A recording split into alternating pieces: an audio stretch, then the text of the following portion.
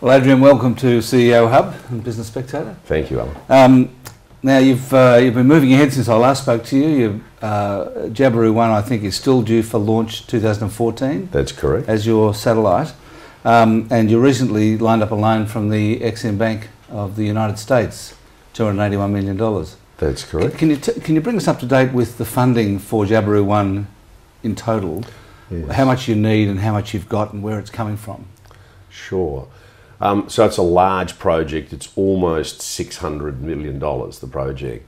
$380 million has been secured so far. So 280 of that is from the Exim Bank in the US, and that in itself is a bank.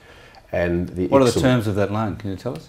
Yeah, I can. It's about 1.76% interest over 15 years. So it's fantastic interest. And the reason that they provide loans like that is because we're creating jobs. So in the Lockheed Martin factory, where we are 10 months into the construction of Jabiru 1, we are creating something like 750 jobs.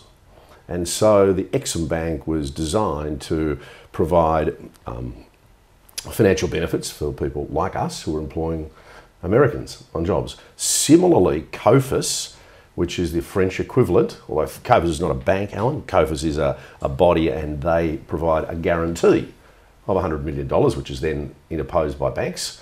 So we've secured that because at Arianespace, who are the launchers, or the rocket launchers if you like, we're providing something like 500 jobs in their factory. And so there's $380 million. There's another couple of $100 million that we are raising now and have been in the process for the last few months. And that's debt? So that will be predominantly subordinated debt with a little bit of equity, maybe in the order of 160 or 150 of subordinated debt to the Exim Bank and COFIS, and then the balance is a portion of equity. And it's been an interesting process, and we've used Lazard and Morgan Stanley to help us in that regard, and that's been, I think, as will prove to be a very successful exercise. And we've been in the US and in Europe, and to a lesser extent in Australia, so that money is fairly close. Obviously, you're looking to not dilute shareholders by doing it through debt. That's right. Look, I'm very conscious of preserving our shareholder wealth, and the smallest amount of equity that we can provide is what we'll be doing. And I think there are a number of people in the world who are used to backing satellite projects, so being subordinate to the export credit banks is not unusual for some people.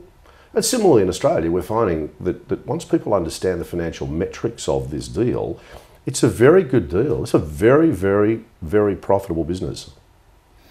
Okay, we'll get to that in a moment, but the cost to what you're doing is that you end up with a high gearing, I guess. Tell us about what your gearing looks like, versus income. Obviously you've got a cash flow in your teleport businesses. How does that finance? How's that financing the interest, and also gearing or debt versus market cap? Yeah. Okay. Let's take that one first. So that's an interesting question itself. Our market cap, Alan, at the moment is about $120 million. Yeah. So we're raising $600 million. So that's in itself a Herculean effort. We will the monies that we secure will be picked, and so we won't be paying until we're actually launching. And so the maths or the metric of the satellite, something in the order of, over its 15-year life, it will generate, at 70% capacity, by the way, at 70% capacity, about $3.5 billion worth of revenue. And it has attached to it an 80% margin, which in money terms is in the order of about $180 million of EBITDA per annum per year. So the combination of very affordable interest in the order of 1.76% from Exim and 2 and a bit from COFIS means that our ability to service the debt is comfortable, and because the money is not payable until we're actually flowing cash flow positive, it makes it a very sound financial So proposition. you only draw the debt when you buy the satellite, you buy the equipment from Lockheed Martin. That's right. So at the moment, for example, we have been, NewSat has been funding the build of Jabiru 1 with Lockheed Martin. So in concert, we have both been funding that on the basis that we know we have the excellent COFAS funding. So that's a generous act from Lockheed Martin, and I think a very wise act for us, because they're spending at a greater rate than we are. And that has put us, in fact, on schedule for our project, because for the last 9 or 10 months, there's been activity in the factory building the satellite. Yeah, so how much of the satellite slots have you sold? So the satellite slots, really the orbital slots, are the real estate in the sky that we own. And we own 8 orbital slots. Yeah, I saw that. Now, how come you need 8 slots? Doesn't the satellite just go in one orbit? No, it's geostationary, so it stays in one specific slot. So this is in a position around the equator called 91.5 degrees east. And it sits there, and that's about over India, if you like. And so that's broadcasting into Africa, into the Middle East, into India, Malaysia, and other parts of Southeast Asia. And so that sits there. So the Earth moves at the same speed. And so did you have to buy that spot? So interestingly, before we acquired our own orbital slots, we negotiated with the Malaysian government, and we're using a Malaysian government slot for our first satellite. Thereafter, we will be using the 8 orbital slots that we acquired from the Republic of Cyprus about 18 months ago. So into those orbital slots, you can accommodate multiple satellites. How much did that cost you? So there was there was 3 components to that, Alan. There was a cash component of about 4 million euros. There's a trailing revenue for the Republic of Cyprus on satellites that we launch into those slots of 1%.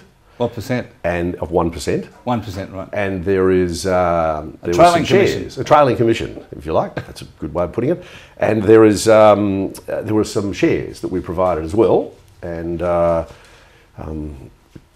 so that was really, if you like, a triple play. We were thrilled to win that business because there are very few orbital slots were available in the world at the time. So how many satellites can you put into those 8 orbital slots that you own? Yeah, theoretically, and you know, it depends on size, but a reasonable guess would be that you could put a dozen to 18 satellites into those orbital slots. One of those slots, in fact, is a very good slot and could fit 3 to 4 medium-sized satellites.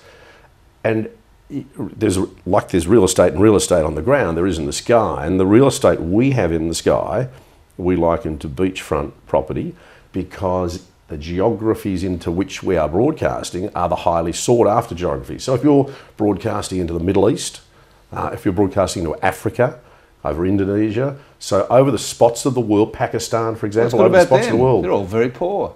Well, they need services, and if you look at internet penetration in some of those places, they have very little internet penetration. So they need communications, and they don't have the luxury of towers and cable and fibre, so satellite for them is a lifeblood. Right. Very interesting, and in fact in Jabiru 1, Alan, we were really surprised that simply cellular backhaul to enable countries that have, if you like, cable around the outside of their country, but nowhere to get to the centre of their country, satellite's a perfect mix. And so back to Jabiru 1, how much of Jabiru 1 have you sold? The access to it, or the... Yeah, we've sold about $700 million worth of satellite capacity. Well, what percentage of the capacity is that? And that represents at the moment about 14% of the capacity for the first 5 years. And so when we sell capacity, we sell it for 15-year terms. We haven't done that in Malaysia. We've sold it to the US military via one of their subcontractors on a 5-year term. We have another contract on a 10-year term. But we would expect that when Jabiru 1 launches in 2014, we'll be over 50% capacity And because the cost of capacity is ever increasing, and because the need for capacity is ever increasing, we've sold enough on Jabiru 1 at the moment to secure the funding we needed. And so we believe that the way that we've constructed the satellite will enable us to get more bang for our buck later on.